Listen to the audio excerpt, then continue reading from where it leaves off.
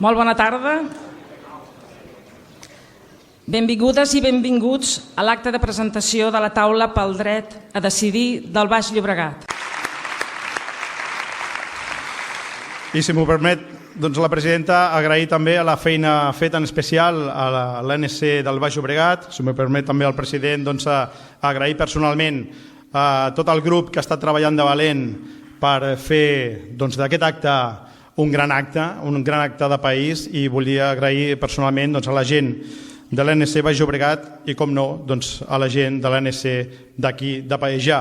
Aquest esdeveniment ha estat possible perquè moltes persones de diferents tendències polítiques al Baix Llobregat hem considerat que l'exigència del dret a decidir és un dret transversal i que ens pertany a tots. Sovint la gent s'oblida d'un fet que ha passat sempre a la història de Catalunya, que l'avenç nacional de Catalunya sempre ha anat acompanyat de l'avenç social. Davant d'aquest conflicte polític real que no he inventat, perquè la gent així ho viu, la gent així ho diu, perquè quan hi ha un conflicte polític només hi ha una solució, i en una societat democràtica els conflictes polítics s'han de solucionar democràticament.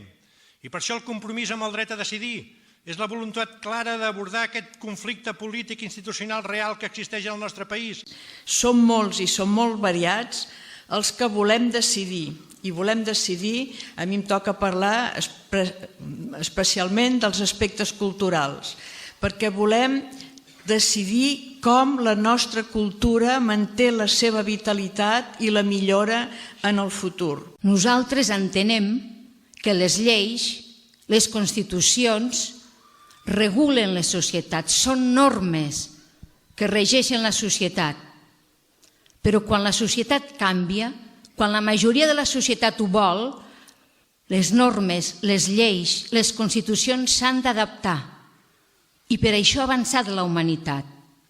Hem de considerar que el Baix Llobregat és una comarca diferent, molt populosa, amb molta gent vinguts, com s'ha dit abans, de tot arreu, i que coincidim en aquest voler votar.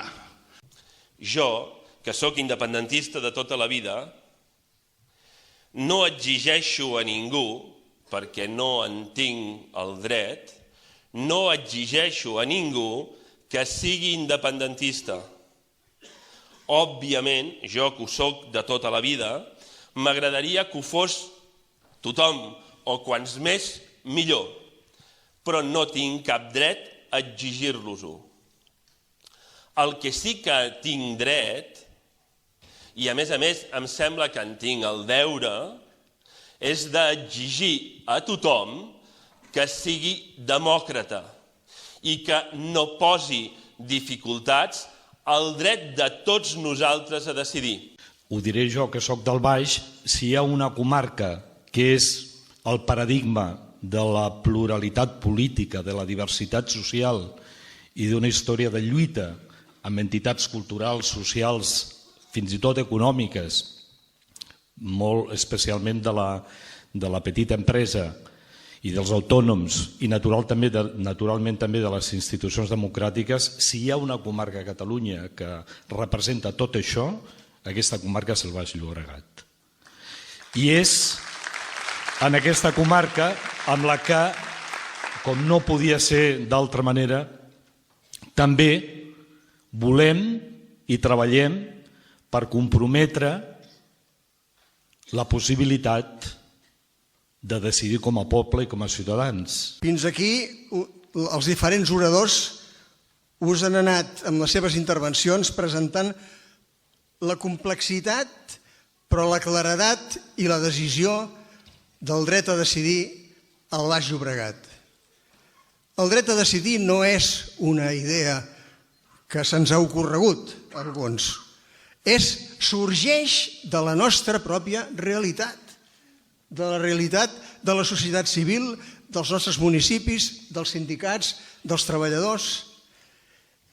I els enfocs són complexes i complementaris.